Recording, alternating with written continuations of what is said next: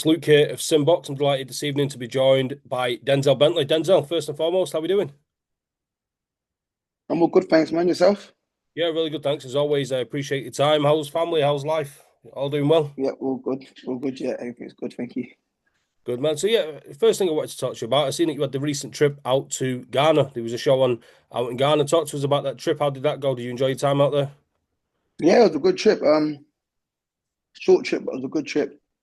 Amir Khan and President Son Sharaf Muhammad wanted to put on a boxing event, and they done that, and I think it was a success. Obviously the first of many, hopefully. So, a few faults here and there, but nothing that can't be, corrected and bettered. So yeah, I'm looking forward to what they have in the future. So, is that something that's like you say there's a plan there for it to expand and to become bigger? Do you think that Ghana and countries like that is like untapped potential that there's a lot of Yeah, potential yeah, to yeah. make big shows? Yeah, 100%. I mean, crowd there, the crowd that night was crazy. It was mental. The crowd was second to none. I ain't seen a crowd like that before, I'll be honest. We was in the venue. I think it fits whatever it fits, it was doubled the capacity. Do you know what I mean? So I think that or tripled even. I think it fit like 2,000, 3,000 and there was like 8,000 people in there or something like that. It was mental. The crowd was there all night cheering on. And there was a lot of talent that we wouldn't have seen if you wouldn't get like a lot of these guys don't get the spotlight they deserve and stuff because they work hard and we saw some good fights. There's a few young fighters that could probably go on and win Commonwealth titles and above, but they wouldn't get opportunity because they're not being seen. And obviously, boxing is such a worldwide sport that there's so many fighters. It's easy to just get lost in your own city or country. So yeah, a lot of talent got exposed that night, and they said they are doing another show, and I hope they can come to an agreement to do another show and keep growing boxing out there. Of course, like we've seen with Turki Al Sheikh coming into boxing, and he's got unlimited or seemingly unlimited finances to fund these shows out in Saudi. Do you think there's the infrastructure and the finances there for shows to be in Ghana and countries again like that, where maybe names like yourself and I've seen Anthony Joshua over there that they might bring in British, European, American fighters to really grow the sport and then put local talent on the show as well, similar to what Turkey's done out in Saudi? Yeah, I mean they can do, but I mean it hasn't. Turkey came in with a bang in it. He wanted to make a statement. I don't think it has to be like that for these other countries Right. if they don't have the budget. I think it's just all it's all small steps in progress. So you got someone like Amir Khan that's involved in it. He's obviously going to bring people around the world just because his name's attached to it. Do you know what I mean? And then they can grow and stuff like that, and it will get streamed on um, channels in the UK, like Talksport and DAZN were meant to stream that, but there was a problem with the streaming at the time, so they wasn't able to. But DAZN and Talksport were meant to stream it. If they move forward and they get it right, then they can stream the next one, and it the talent will get seen, Yep. in the UK at least before going further. Well, the zone's pretty much worldwide, so yeah, it will get seen worldwide. But it doesn't have to be as big as what Turkey's doing. It's just small steps. It's just just progress every show. Absolutely. We look forward to that and the expansion that's coming. Let's move on to yourself, Denzel. I know we spoke before the interview and we were saying that there's potential fight news. There's nothing set in stone just yet. Been out of the ring for 6 months or so now. Where you at in your mind? What you're looking at? What's potentially around the corner for Denzel Bentley? I'm looking at what was promised in it, and that was the world title fight. So I'm hoping that's the next step for me. If not, it is what it is. I just itching to get back in the ring now. Yeah, no news yet, nothing set in stone, but the team are working around the clock to help me get what they feel deserved for me. So yeah. Of course, I'm not necessarily just for yourself, but in general, do you think like the middleweight division is kind of not stagnating? That's the wrong word, but it's not as active as maybe some of the other divisions. You see, like Carlos Adames, he's not fought since the Shiraz fight, and like you say there, Janibek, he should be looking at getting a fight on with you, and we don't really know what's going on with Erislandy Lara. There's not really that fluidity to the division, if that makes sense. Would you agree? Yeah, but I mean, I think every division has that kind of moment. You know what I mean? I don't think it's specifically down to middleweights. It's just the turn of the middleweights to be going through that. Do you know what I mean? That's not always the case. Usually the middleweight division is an exciting division, and we get good fights because there's speed and power, and there's always been good fights coming out of the middleweight division, especially domestically as well. But just right now it's just the time for the middleweight division to just be stagnated. I guess. I mean, at one point the cruiserweights were stagnated. Do you know what I mean? Like it wasn't really getting the recognition that you think it would get. And now you got Jai Patai coming through, and Chris Smith was world champion. He just fought Zerdo, and they unified, and now it's in that flow. We just haven't got the same in the middleweight division, but there'll come a time where it will open up again, and we'll get all these fights that we're looking for. It's just how the game goes, isn't it? So nothing to worry about. It's just someone needs to break that kind of rotation that we're going through right now and get the ball on.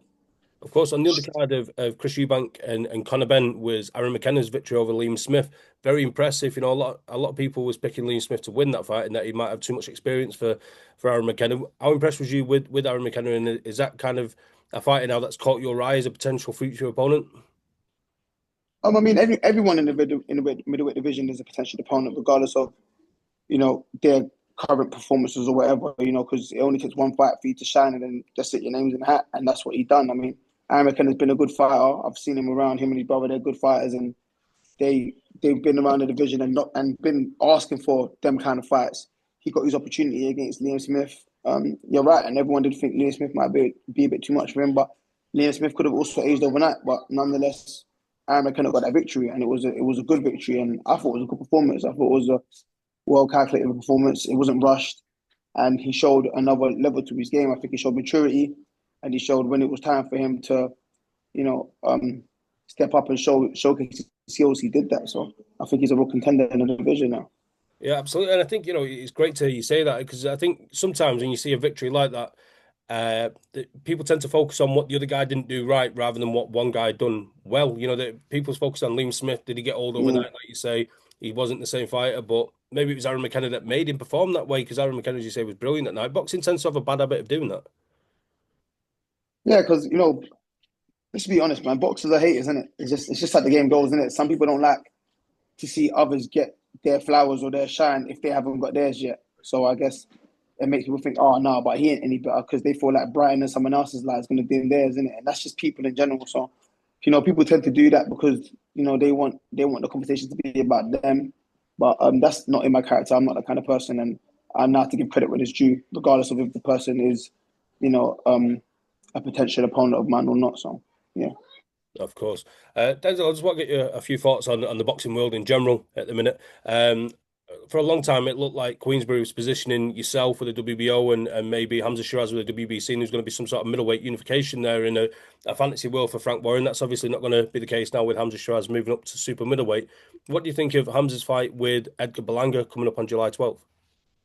I mean, it's a risky fight to take, but it shows what kind of fighter he wants to be or what kind of fighter he feels like he is. So yeah, good on him for taking that fight and trying to prove to everyone else and himself the type of fighter he believes himself to be. So by the end of the day, he's got to go out there and perform in it. He's got to go out there and do what he thinks he can do. It's all good thinking it and all good telling us, well, you've got to go out there and do it. It's a tough fight, especially for his first fight at super middle. Even though he is a big guy, he probably still has to struggle to make super middle anyway. So I think it's a good fight, and he's obviously being compensated very well for it. So it's not like he's chasing him because he wants to prove a point, even though he does, but he's being compensated very well. So it's easy to make them decisions that if you're going to pay me this, I'll take that fight. So yeah, but yeah, I mean, good on him for being in an exciting fight still and, trying to make moves in the sport.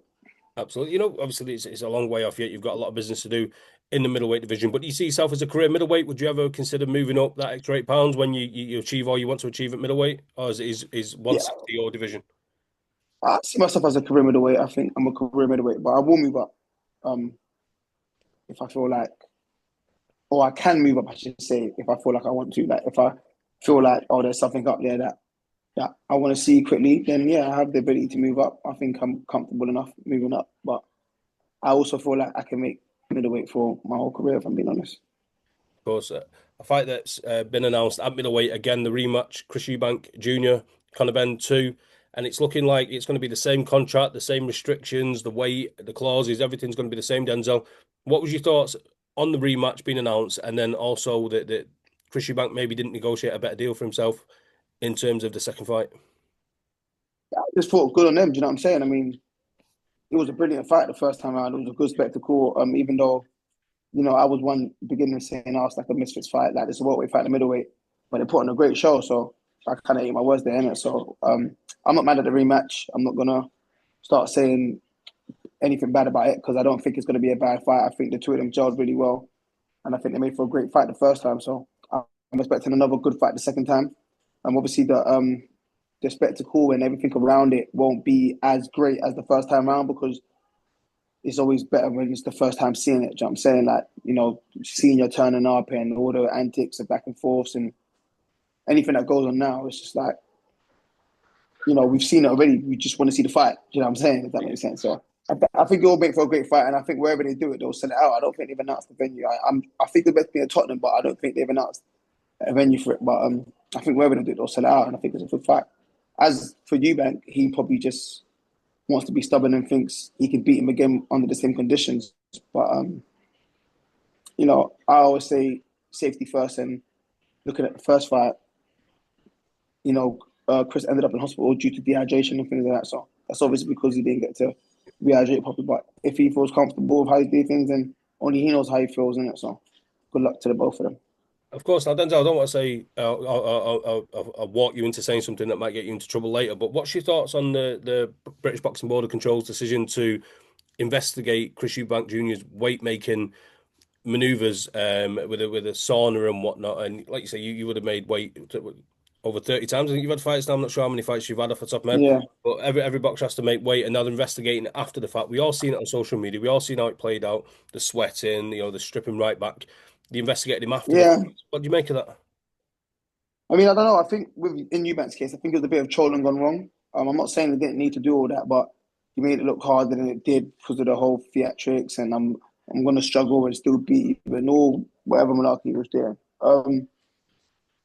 And then him missing weight, but I think you know the board should be the same every round. All the way around, sorry, because I think Saturday night Adam Azim's opponent jumped in the sauna the week of the fight and it cooled off. And if that's the case, then the Eubank fight should have been called off. Even although I don't, Eubank's situation is it's a bit odd to me because he wasn't actually in the sauna. Mm. I thought the whole point of being in the sauna was sweating from the head, and obviously the fluids in your brain, obviously end up becoming dissolved, and you're dehydrated, and your brain hits against the cranium and all them things there. But Eubanks was only in a sauna suit from like the shoulder downwards, so his head wasn't in the sauna. So I don't know if that has the same effect as an actual sauna. I don't know. If it does, then cool, I hear it. In that case, the fight probably should have been called off. But if not, then maybe it's worth investigating and asking, okay, so what's like what does this do and what's the consequences of so on and so forth. But him being in trouble, I don't think he should be in trouble because he wasn't in an actual sauna. I mean, everyone's worn sweatsuits and trained. I don't see the difference between wearing a sweatsuit or a sauna suit and training and laying in a sauna bed, if that makes sense. I mean, Yeah. or sitting in a hot bath. Your head is outside of the area of which is being heated up. But yeah, I don't know the science behind it, but let's just hope it goes well for his sake so he can fight again in the rematch. Yeah, of course. The health and safety of all boxers is paramount, of course. Talking of fighters moving up in weight, we spoke about this last time I had you on the channel, and it was kind of like a fantasy idea at the time. Now it's become reality. Terence Crawford against Saul Canelo Alvarez for the super middleweight unified world titles. They've had the 3-stop press tour. It's all feeling a bit real now. Are you excited for this, Denzel? Are you getting on board with it? I am, I am. It's mad because at first I didn't like it. I didn't like it. At first I'm like, oh, it's going up 2 classes for his face, Canelo, blah, blah, blah. And Crawford himself had openly said he wasn't going to do it. He's obviously seen something and wants to do it. And like everyone knows I'm a big Crawford fan, so I'm Team Crawford for this. And I am a Canelo fan too, but Crawford's my guy, so I'm Team Crawford for this. And I think he can do it. I think it's a good fight. They're not much different in size, even though we thought that about Charlo. Charlo was bigger, but he wasn't stronger. But I just think Crawford's a different animal. He's a different animal when he's got a lot of different styles to his arsenal. Like he can tap into a lot of different styles. So I think it'd be an interesting fight, and it's pretty much the same as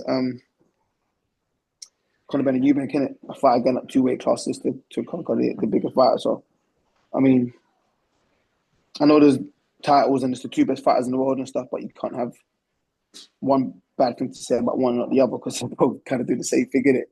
But I think it'll be good, man. I think it'll be an entertaining fight. I mean, Canelo has grown into a solid 168 pounder, but if we're being honest, he's not naturally a 168 pounder. So that's the kind of advantage that Crawford has got because he's not a natural 168 pounder, even though he's competed at 175 and he's a strong man and all these things. But I don't know, man. I think Crawford can do it, but it'll be a tough ask.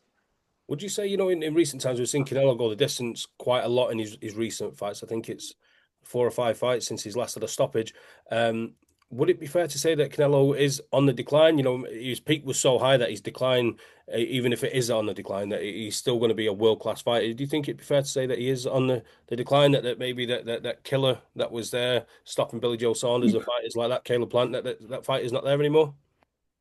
You could say that, but like remember, he's not. Like I just said, he's not a legit 168 pounder. I mean, he's an undisputed champion at that weight, but he's not a real like 168 pounder. Like he's 5'8". Stocky. His talent and his strength has gotten him as far as it's gotten him. Do you know what I mean? He's able to compete at these weight classes, even though he's not a big because of his skill set and his strength. So I think saying he's on a decline isn't really fair because the type of fighters he's fought haven't really given him the opportunity to do that. Like William Skull moved all the way, and Canelo probably just got bored and thought, "I don't even need to stop you to beat you. I'm not going to chase you because I don't need to."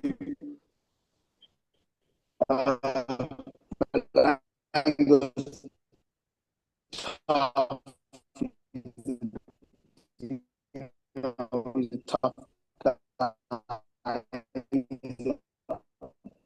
big 168 pounders. I mean, he probably walks around 200 pounds. But it, I've still got you there. Yeah. Yeah. And who else we got? Who else did he fight? Caleb Plant. I was talking about something about Caleb Plant earlier. He just, as he's a consummate professional when he's a very good fighter, but he just always seems to run out of steam in the back end of the fight.